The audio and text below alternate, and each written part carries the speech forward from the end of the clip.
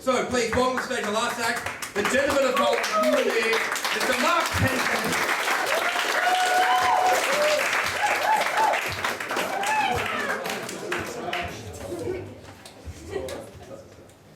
Hello.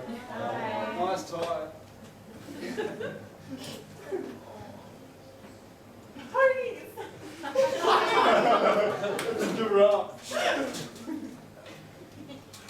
Mum told me to hold my horses.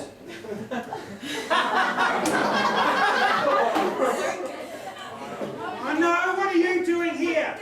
Can't you leave me alone? Why is it wherever I perform, you turn up? Can't you find someone else to worship? They want me to do the comedy festival, end up with a cult following.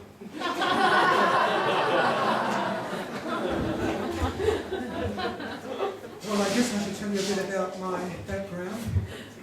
It's a big black curtain.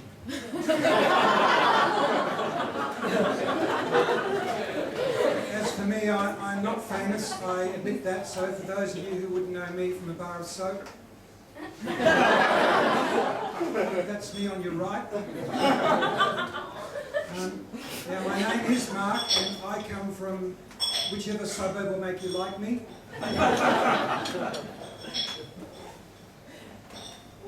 Oh no, there's a mark on the curtain!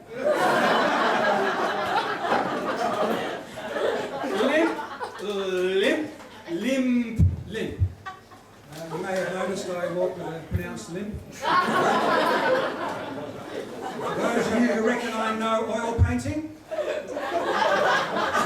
that's still me on your right. So much for visual humour. Now, I have a confession to make, so as the man with no testicles always says, I'm going to come clean.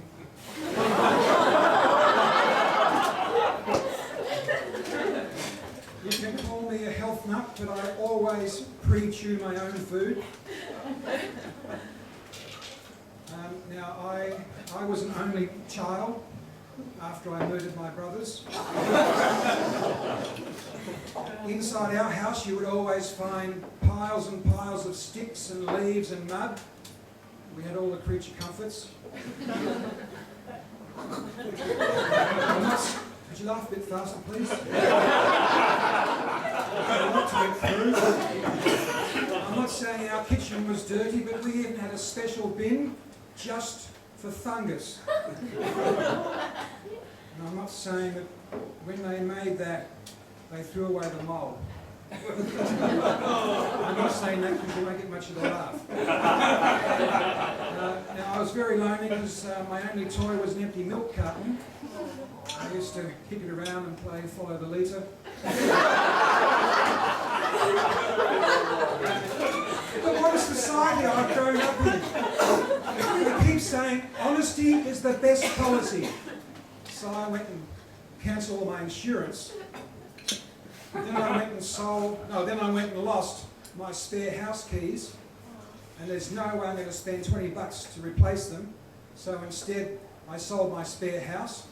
And homeowners have no rights. You may find this very hard to believe, but right now I am being sued by a burglar for discrimination. She was in a wheelchair and I didn't have a ramp. Then the council went and put a speed hump right outside my front door. No, get over it. Even if the courts allow me to stop trespassers on my land by planting bombs, it'll be a legal minefield. So anyway, last week I got home to discover I'd been burgled again by a member of the Irony Society. The only thing missing was my neighbourhood watch sticker. And then waiting outside for the little boy and girl tried to sell me this house made entirely out of gingerbread and condoms. I thought to myself, great, Ansel and Gretel.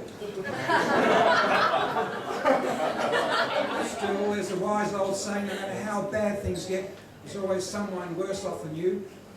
I'm that person. And I was hoping only my penis would have a hard life. So on the weekend, my girlfriend caught me cheating, at cards. Sure, I was playing strip poker with my ex. What a drama queen! And you know you're lousy in bed when your partner refers to your penis as hard rubbish. So anyway, on Monday she decided to break up with me. She told me the reason was she wanted to try mustards other than Old English. So she sent me a Dijon letter.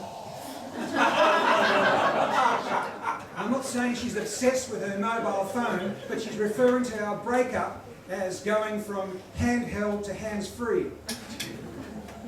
So much for tech jokes. Yeah, it's no big loss because her hobbies are sleeping with both sexes and being obese. So by and large, she's by and large.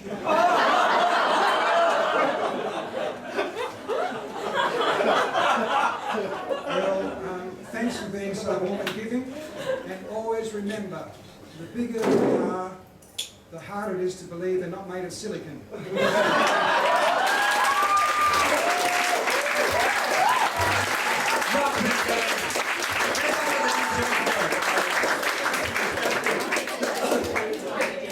You did. Explain it later, grow, comedy expands your minds. Ladies and gentlemen, and then just poke with the penis. That's it. It's sophistication, ladies and gentlemen. Let's hear it for the people in the first act.